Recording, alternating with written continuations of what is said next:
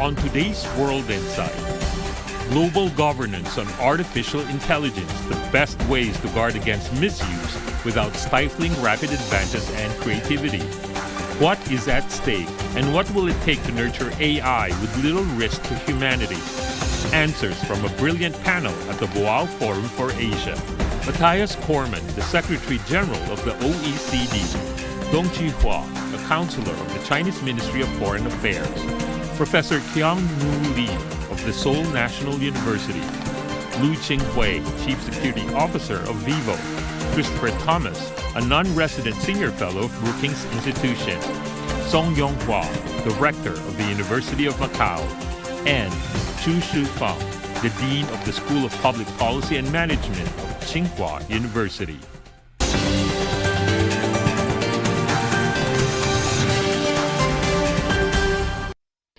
AI governance do not need more explanation. You all know what it means. And yet, it probably needs all the explanations because we are all looking for ways to reach there. Collective ways, that's what I mean. So with that, we are very glad to be joined by a panel with very different size of the stakeholders. This is a grand topic. And therefore, I think for the very first round, we need to invite everyone to tell us briefly, and the emphasis is on briefly, about which aspect you are looking and examining the issue of AI governance. I think there is already broad consensus in the international community on some of the fundamental principles governing on AI governance, including AI for good, taking a people-centered approach, putting equal emphasis on development and security, as well as respecting international law. The difficult part is how you put these ethical standards and norms into unified regulatory frameworks and interoperable governing mechanisms. And there is obviously a deficit in international global AI governance now. And from China's perspective, last October, Chinese President Xi Jinping announced the Global AI Governance Initiative, which laid out China's position on this and on how to address the deficit. I just wish to stress 2 points before. First is the urgency of bridging the AI and digital divide, and the second is the urgency of establishing an international AI governance structure. Where should we talk about the AI governance? That seems to be what you are emphasizing on. It needs to be an international and multilateral platform. Okay, we're going to go there a bit later. Yeah. Go to you, Mr. Secretary General. Which aspect of the overall AI governance are you looking at? At the OECD, as an intergovernmental organization focused on increasing economic and social well-being through good public policy, we have focused on AI as an important area of policy for some time. We were the organization that developed the first intergovernmental standard on using AI in an innovative and trustworthy way back in 2019, and we're currently in the process of updating that standard, and that was also at the foundation of the G20's AI principles, which were agreed back in 2019 in Osaka. Now, I mean, the challenge that we want to all address effectively is how can we seize all of the benefits, the undoubted benefits that AI can bring us, but how can we also appropriately manage the downside risks and disruptions? And it goes beyond governance. Of course, we all need to focus on appropriate governance arrangements to enable the safe and responsible and ethical and trustworthy development of AI, but we also need to ensure, I mean, there's going to be a very significant disruption coming to the labor market. And what does that mean in terms of education and skills development? What does it mean in terms of making sure that people are not left behind, that everyone has the right opportunity to participate and benefit in the disrupted labor market of the future? So there's a broad range of policy and governance issues that need to be addressed in a rapidly evolving environment, and the OECD is focused on all of it. Right. So it's not only intergovernance, but also people-centered approach to resolve some of the current challenges. Using AI to improve as a smartphone manufacturer, we are using the AI to improve the user experience. Is kind of the right thing. But at the same time, we have to utilize the AI governance to make sure everything is running right. It's our perspective on how to combine the new technology with the governance. Very interesting. This is coming, of course, from a mobile manufacturer. We're going to go into details about these stories a bit later. Thank you. For sure. And let's go to Christopher. Mr. Thomas, you're a researcher about internet and AI-related issues, but you yourself were also in the industry. I'm still in the industry, but just in a different way.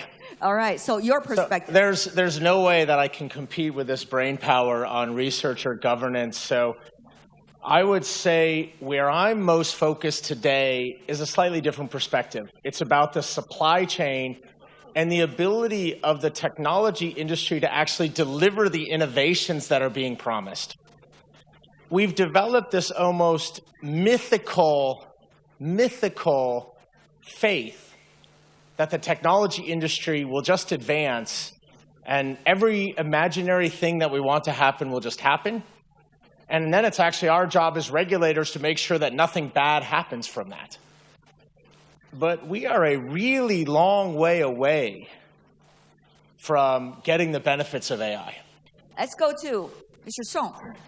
As a professor and president of a university, of course, I look at this issue from the jobs we do at the university, because the governance of artificial intelligence comes from ethics, moral issue, regulatory to legal issues. But at a university, our job is to nurture talents and good citizens. So there are, say, for example, the issue is just the use of ChatGPT at the universities, and there are different policies, and whether they have skills to use it, and also actually whether you have access to ChatGPT. This is just a very simple example. You can see right from the literacy, AI literacy, to the ethics. You use ChatGPT for your homework, and also the digital divide caused just by access to those technology, even just at the university. So those, you can go beyond the university. So it is the AI for education, AI for research, AI education for younger generations. I mean, look at it from our part. So one is AI literacy among the public. The other is how AI is applied in education, while at the same time, what is the right way to nourish your students so that they can benefit from AI. Thank you so much. Professor Zhu. Let me first introduce what I'm doing now. First is the professor of public policy. But also, I'm running a research institute for science and technology, development and governance. This research institute, not only research on AI, such as the information technology, but also for bioscience and also other high-tech technologies. Therefore, I'm not only for AI governance expert, but also for the science and technology policy expert. So I will talk about something about the maybe general public policy for science and technology later. Let's go to Mr. Secretary General first, since you already have said that back in 2019, you and your colleagues already worked on that. Yeah, indeed, we did. And I mean, there was an agreement through the G20 of a set of international standards at that time. But bear in mind, this is, a rapidly evolving area, and it's important to keep evolving as the challenges and opportunities change. And I take the point. We need to have like a viable and successful and profitable industry rather than sort of regulated out of existence. But by the same token, the potential risks are so significant that it is, of course, incumbent on policymakers and governments around the world, jurisdictions around the world, to make decisions to ensure that the development and the diffusion and the use of this exciting technology can be made as safe and as responsible as possible. And you know, the EU, China, jurisdictions around the world are making their best attempts at this point, but I suspect that there will be an ongoing, and I hope that there will be an ongoing international conversation on how this can be further pursued and further refined and further developed in an appropriately coordinated, globally coordinated way. And certainly from the OECD's point of view, we very much stand ready to be part of that conversation and to provide inputs based on our experiences in the past.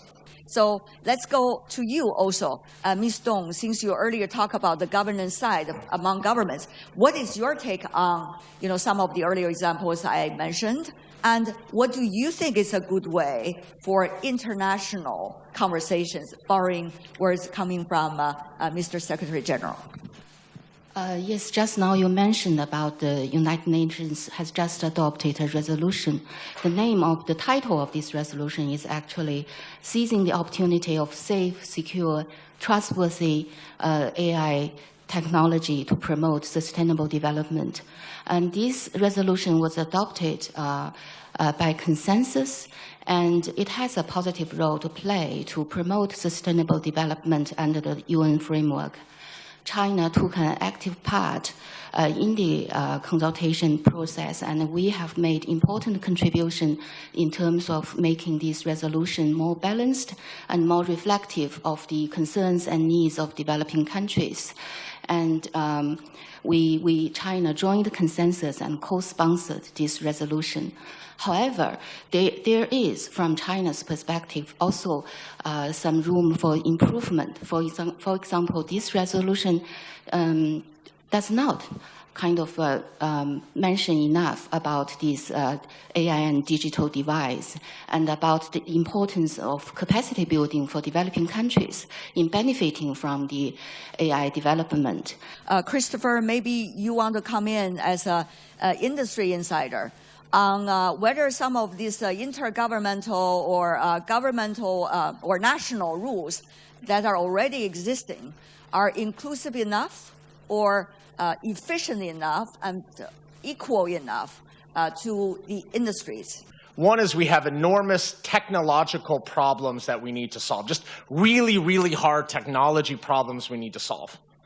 And that just requires really, really smart people to have a really lot of money and a lot of time to solve them. And actually, we figured out how to do that before around the world as one globe. We figured it out in 3G. We figured it out in other industries. But we are actually moving backwards in that area. I couldn't agree more that we should have one global supply chain for AI technology. And I would love all of the great semiconductor technology of the United States to flow into China. And I would like every US internet company to have unfettered, no firewall access to the Chinese consumer.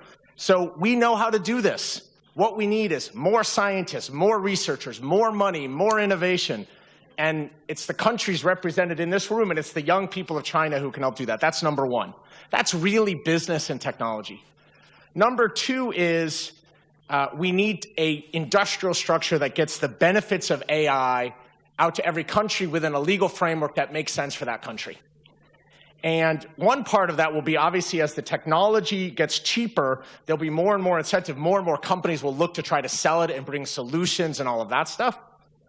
And again, what we can't have is a bunch of barriers and restrictions and weird stuff, because I actually think very clearly. I was in Saudi Arabia for LEAP, and Global South or whatever, they don't care where the technology comes from, they want it. And if it comes from China, great. If it comes from the US, great. That's great. We all need to have open access to these markets.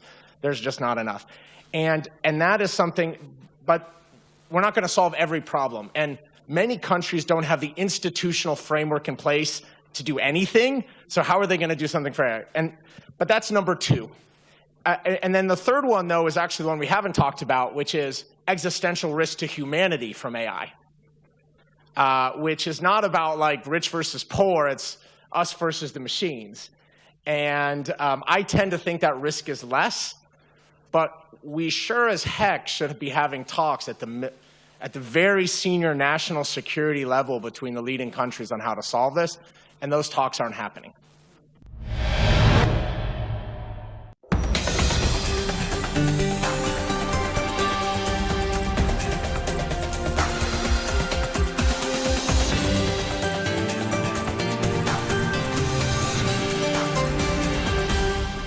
Mr. Liu is also an industry insider.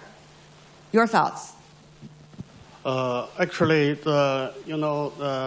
we are working on provide AI-related products and services to our customers. So, for example, we built our the large language model and provide the low-code application on our device, like the ChatGPT for consumers. So at that moment, we are thinking about one question. Actually, it's a big challenge to us, since if we are going to provide AI-related products or services, we must make sure we should provide good products or services at the same time to protect the privacy of consumer. So we are thinking about, okay, what technology should and control to make sure the data leak, some other bad issues on the device, using the new technology to get the personal data or something like that.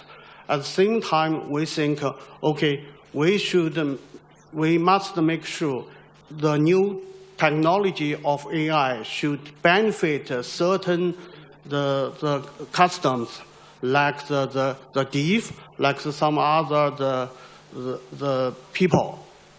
We think the technology for good is our most important thing.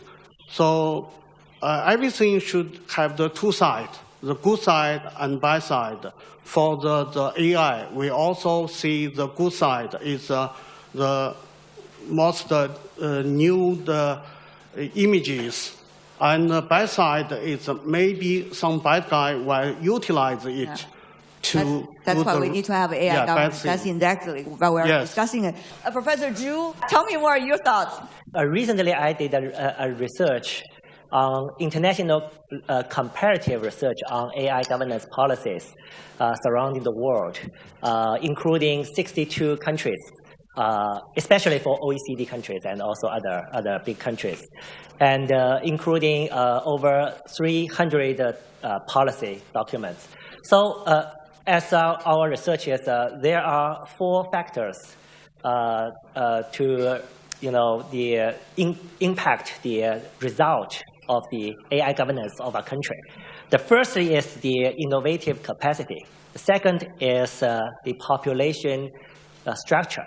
Third is capital and labor relations. The final one is social norms. Because this is a research on understanding and explaining the nation for the AI governance policy decision making. Therefore, for our general people, we must rationally observe different countries' behavior and the decision-making process. And also, no one is irrational. Every country is rational. So that's why we need AI global governance, and we need international organizations such as the United Nations to contain every rational and collective actions. Actually, setting higher level of declaration on AI safety or governance is important. But I think more important thing we should discuss and said is we need more specific and practical regulations on AI systems, because currently the frontier models or foundation models are rolling out.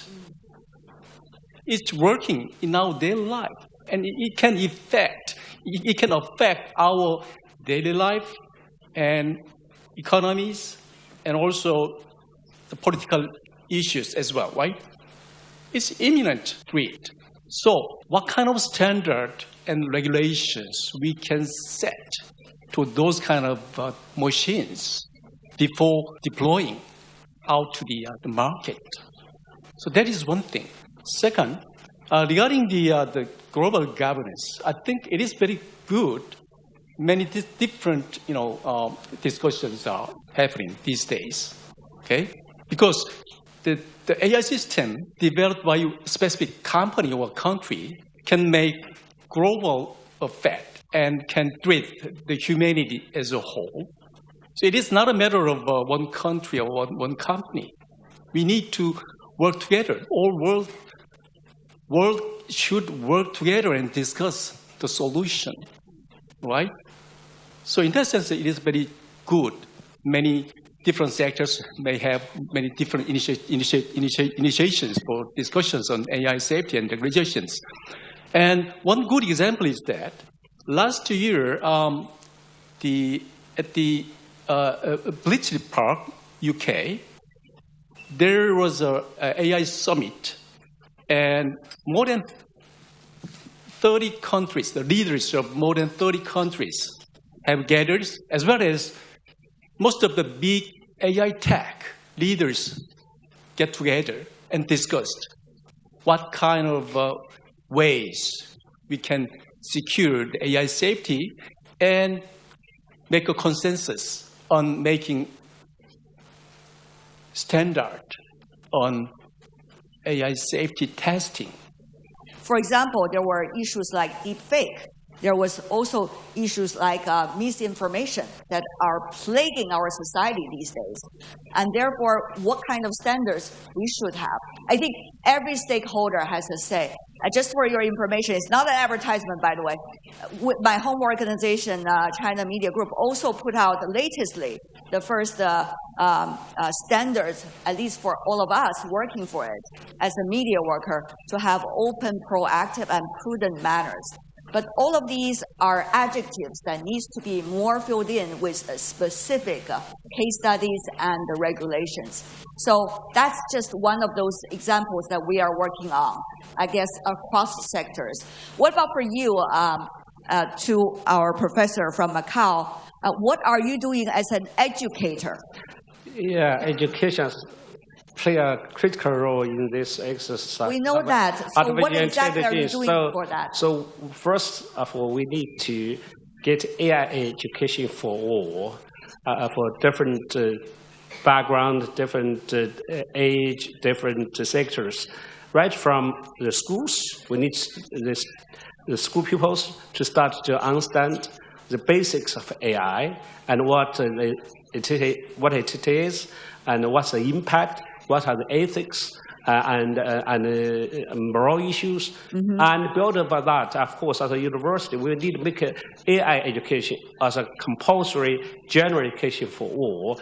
Whether you are a scientist, whether you are humanities, social science, and you need to understand first of all before you comment on it, before you use it, I think. And go beyond that, and we make this as a training course for the community and for them to come, whether you are a government servant or working with the company, and as a training course. And of course, this is not just for one university. So last year, and we established together with top university in China, other places, have a World Alliance for Digital and Intelligent Education for that. Right. So that is, I think, the first thing we need to do more, and for education of AI. Okay. Yeah. I see you're trying to promote AI literacy, and also be able to empower the public during this process of discussion. One sentence from every one of you. What is the key global AI governance? Professor Zhu. Only drivers for human civilization is energy technology, not something like AI or something like that. Thank you very much. Don't worry. Don't worry. Don't worry. Be happy. So, Professor Song. I'm here to call upon the government, the industry, and the international organizations to support the universities working together. Okay. There is a big difficulty now across just for student movement and faculty mobility and so on and so forth. If you're in the semiconductor industry, you need to be an optimist. I'm a technology optimist, and and to quote another Richard Wright, I refuse to believe in the end of man. I believe man will not only survive, but man will thrive, and that AI will be another tool we use to thrive. The crucial of the AI governance is kind of the value alignment and also technology for good. Let's manage all the risks together so we can seize all the benefits together. The word multilateralism with the UN at the center, which involves major countries' coordination and cooperation while respecting the rights and interests of developing countries. Thank you. Professor Lee. Okay, let's think, discuss, and work together. We can solve it. All right. I heard many times together. I guess only with that we will be able to at least achieve some milestones along the way. Thank you so much, ladies and gentlemen. I think this is a very wonderful discussion. Thank you for your insights and input.